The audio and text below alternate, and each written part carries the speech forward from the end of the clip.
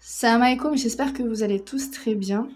Je voulais vous faire une toute petite vidéo, mais qui pour moi est d'importance cruciale, parce que c'est une des choses qui va nous aider le plus après notre mort à gagner des hasanats et à gagner en grandeur et à pouvoir, Inch'Allah, avoir le paradis et à pouvoir même peut-être voir le visage d'Allah, Inch'Allah, Ya Rabbi. C'est le sujet de la Sadaqa Jariya.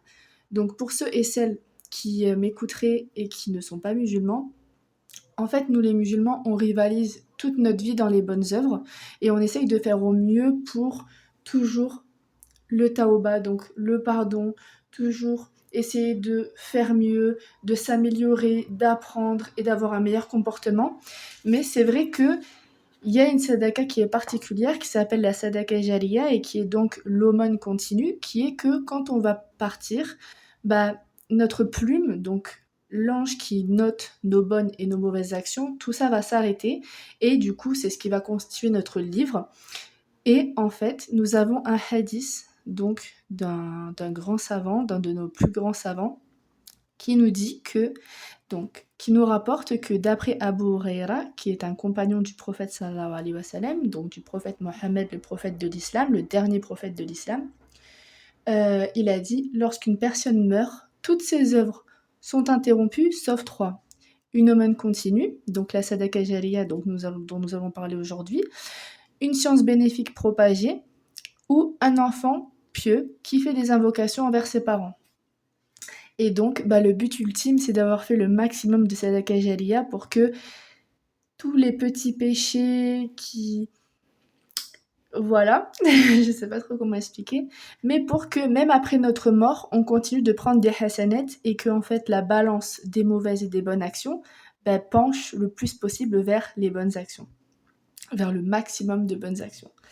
Et donc aujourd'hui, je voulais vous partager des petits exemples de sadaqa jariya qui peuvent être mis en place très facilement pour les petits moyens budgets ou même pour ceux qui n'ont pas de budget, même pour ceux qui n'ont pas 1 euro à dépenser, mais aussi pour les plus gros budgets. Donc je vous mets la feuille comme ça, si vous voulez faire un screen. C'est des sadakas qui ont vocation à être multipliés. Et si vous en avez d'autres qui vous viennent en tête, n'hésitez pas à me les mettre dans les commentaires. Ça, c'est des sadakas que j'ai sortis, auxquels j'ai pensé. Donc voilà. Donc nous avons pour les petits et moyens budgets, donc apprendre à quelqu'un le Coran ou à prier, un don de Coran ou d'une chaise à la mosquée. Donc à chaque fois qu'une personne lira le Coran ou à chaque fois que une personne qui est âgée et qui souhaite s'asseoir pour faire la prière ou pour lire va s'asseoir dessus, on continuera de prendre donc des hasanats, des bonnes actions, même quand on partira.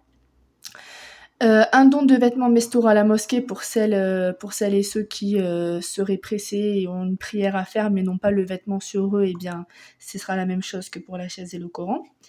Un don d'un petit montant à des associations qui construisent des puits, des orphelinats, qui parrainent des orphelins. Donc je connais Humanitaire, Human Appeal. Il y avait aussi Baraka City, subhanallah, ils ont été... ils sont partis de France. Je sais plus s'ils le font toujours, mais à regarder, il y avait aussi Baraka City. Donc c'est pareil, ça, vous pouvez donner 5 euros, même 5 euros par mois, ne serait-ce que ça constitue une sadaqa jariya, parce qu'ils vont quand même utiliser ces 5 euros pour parrainer des orphelins, ce qui est énorme quand on sait l'importance des orphelins dans l'islam. Et achat d'un gros sachet de nourriture pour les oiseaux. Donc ça, c'est moi qui y avais pensé un jour. En fait, je donnais à des chats. Et en fait, je me suis dit, pourquoi pas acheter un gros sachet de nourriture pour les oiseaux et les disperser un peu partout. Et en fait, même de notre vivant, même quand on dort, les oiseaux, s'ils tombent sur l'endroit où on a dispersé des graines, ils se nourrissent et donc on prend des hasanettes même en dormant. Donc, alhamdoulilah. Et pour les plus gros budgets, le voyage humanitaire, la construction d'une école coranique, donc ça effectivement ça demande beaucoup plus de budget, et donc là la construction d'orphelinats, donc de nous-mêmes, ou d'abris pour les nécessiteux. Donc voilà, c'était une toute petite vidéo, mais vraiment qui pour moi depuis le début, c'est ma vidéo qui pour moi a le plus d'importance, parce qu'en fait tout ce qu'on fait c'est pour le visage de Dieu, et pour faire en sorte qu'il nous pardonne, et pour atteindre le paradis. et pourquoi pas le Firdaus, Inch'Allah ya Rabbi, et encore mieux de pouvoir voir son visage.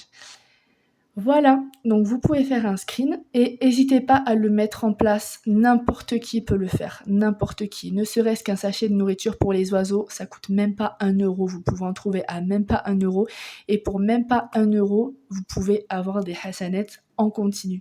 Vraiment, vous les dispersez un peu partout et vous avez des hasanettes en continu. Voilà.